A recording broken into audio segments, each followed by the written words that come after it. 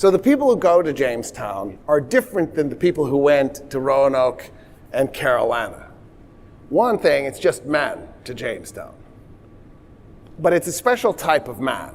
They were I don't know if mostly is the right name, they were largely from the noble class. They were privileged men. Their goal was to come to the Virginia colony, carve out a chunk of land, walk around, look for gold. They thought the Spanish found so much gold, surely the gold is everywhere. Take that gold, send it back to England, get themselves a mail order bride, of course, and peasants. And then they would become the new nobility for this new chunk of land that was with peasants farming in their name.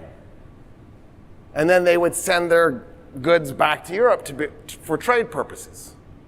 The problem is, Jamestown was a disaster. Not only do they have starvation, not only do they have cannibalism, look up Jane. So Jamestown is a disaster. One of the reasons it's a disaster, the primary reason there's two reasons it's a disaster. One is the men who went were spoiled brats. They couldn't carve out a country from a chunk of land. They didn't know what work was.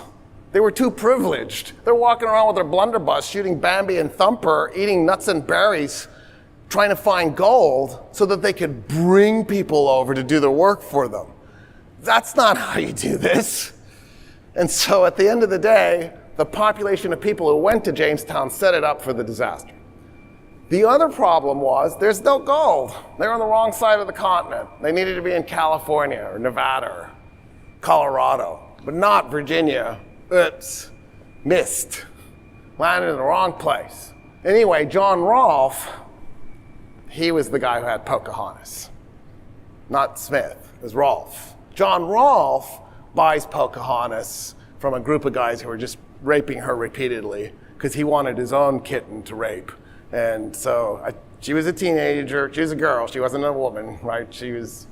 So the story is terrible, which is why I think it's great Disney made a cartoon out of it. And then got the wrong guy. And it's Mel Gibson, of all people, the guy who always is in a movie where his wife is either dead or will die in the movie.